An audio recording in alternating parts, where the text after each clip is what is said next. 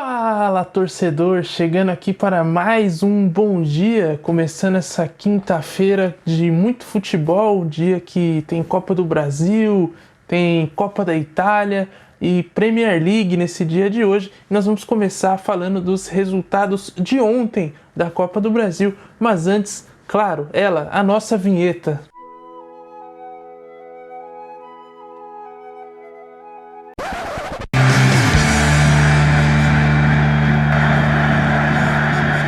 Bom, mais uma vez aqui eu estou tendo que substituir Cássio Ângelo, ele está no nosso DM e voltará em breve, então eu peço que você desde já mande suas melhoras para Cássio, que em breve ele retornará.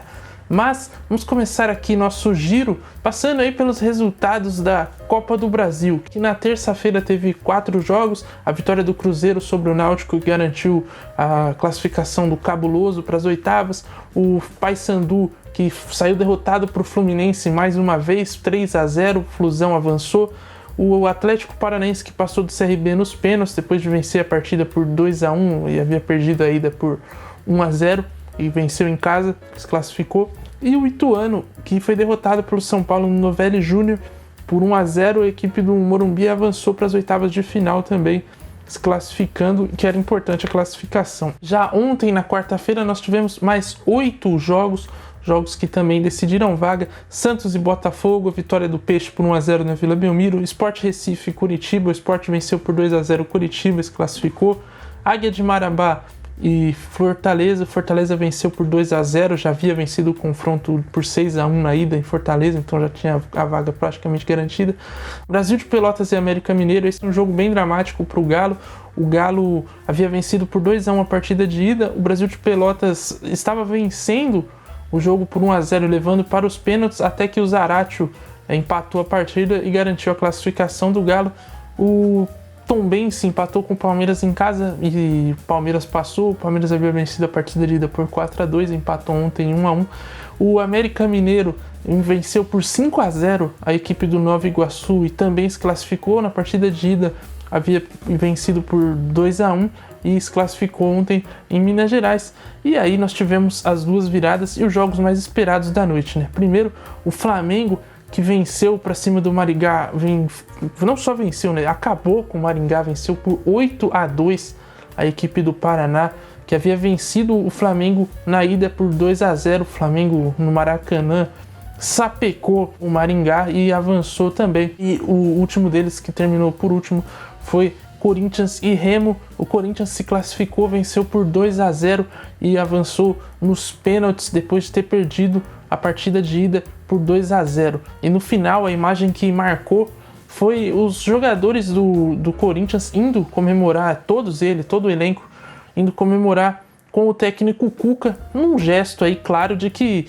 eles estão sinalizando para a torcida, para a imprensa e para quem quiser ver, que eles estão fechados com o técnico. Isso porque desde que a contratação do Cuca foi anunciada, ele tem enfrentado uma série de resistências por parte da torcida corintiana, que trouxe à tona, né, o crime pelo qual o Cuca foi condenado, crime de abuso sexual de uma menor de idade na Suíça em 87.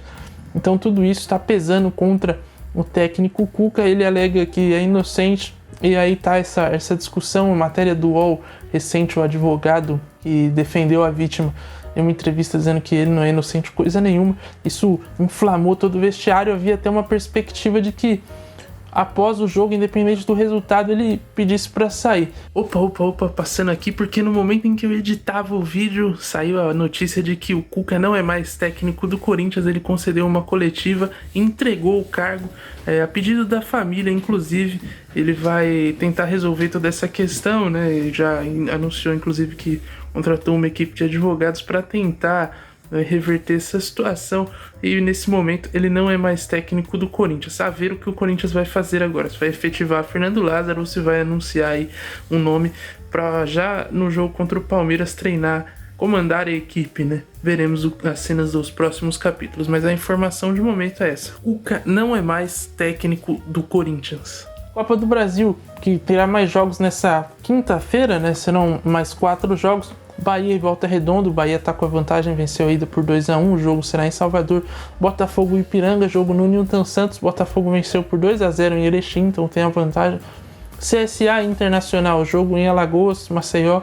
O CSA venceu, aliás, o Internacional venceu a partida de ida por 2-1, tem a vantagem. E por fim, Grêmio e ABC. Grêmio venceu em Natal por 2-0 e também tem a vantagem. Então a tendência nos jogos de hoje é que as coisas sejam mais tranquilas. Só os classificados saberão seus adversários na próxima terça-feira, um sorteio, e aí a gente vai ter os adversários, os confrontos definidos das oitavas de final. Você confere aí a análise desse sorteio no Área de terça-feira, dia 2, a partir das 15 horas. Mas ontem também não teve futebol apenas no Brasil, pelo contrário, tivemos futebol ao redor do mundo. E um dos jogos mais importantes na tarde de ontem foi na Premier League, o confronto tão aguardado entre Manchester City e Arsenal, líder e vice-líder. O Arsenal entrou na rodada como líder e o Manchester City logo atrás deles.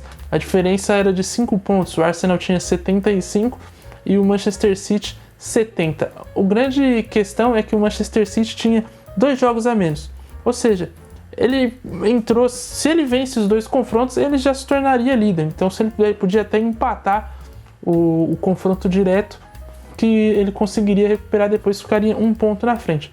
Só que empatar não passa pela cabeça do Guardiola, né? O Manchester City simplesmente atropelou o Arsenal. O Arsenal em nenhum momento teve chance de ganhar o jogo, inclusive o próprio técnico Arteta admitiu isso.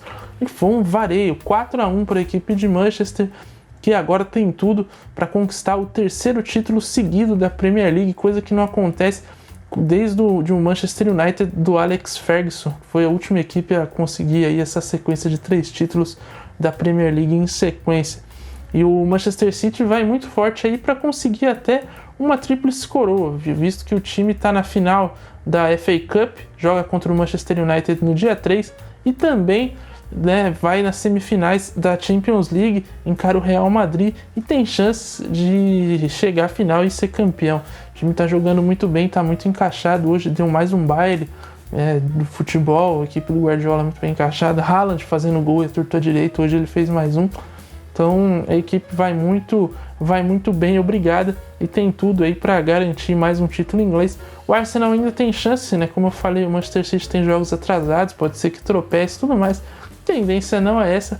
De qualquer forma, excelente campanha aí dos Gunners, que voltarão à Champions League após um longo inverno e estão muito empenhados aí, estão muito empolgados, aliás, com esse time que é muito jovem, muito promissor e pode, eventualmente, daqui a alguns anos, ser campeão inglês. Acho que o trabalho do Arteta também é muito bom.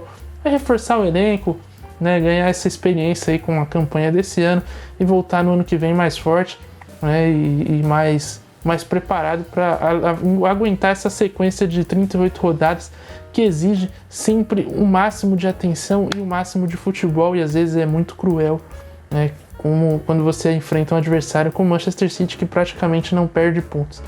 Então, de qualquer forma, o Arsenal fez uma grande campanha.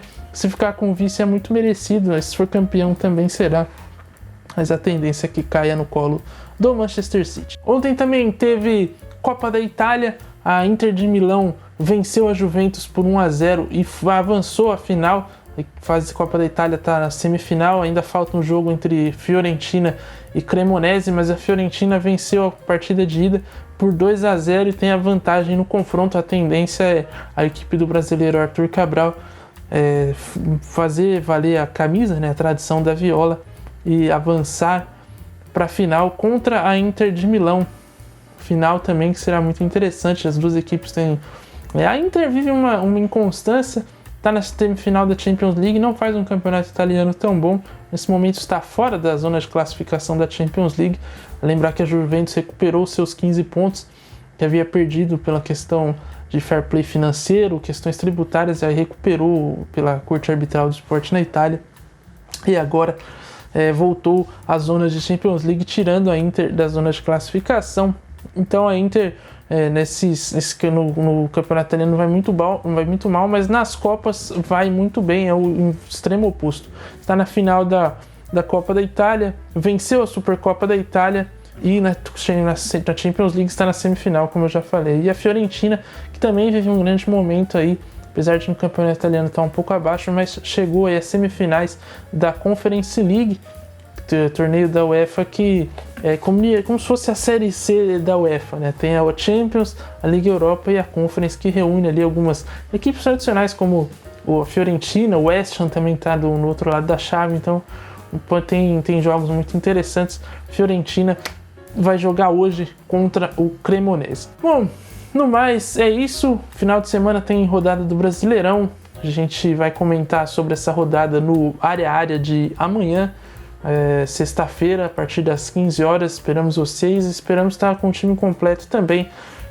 Queremos aqui mandar mais uma vez as energias positivas para o Cássio e esperamos que, a partir de amanhã ele esteja de volta para trazer aqui todo o seu conhecimento, todas as suas análises precisas sobre os jogos e sobre os campeonatos. Lembrando que no sábado nós faremos a transmissão de Palmeiras e Corinthians, o Derby Paulista, a partir das 18 horas, o jogo no Allianz Parque. Nós estaremos diretamente de um banheiro químico de lá, trazendo todas as emoções. E na segunda-feira, a transmissão de Vasco e Bahia, a partir das 19h30, a bola rola às 8 horas, jogo diretamente do Rio de Janeiro, no São Januário. Nós iremos estar lá também, em um banheiro químico lá para trazer as emoções dessa partida. Então é isso, espero que você tenha uma boa quinta-feira. Esse foi o Bom Dia Torcedor e até a próxima.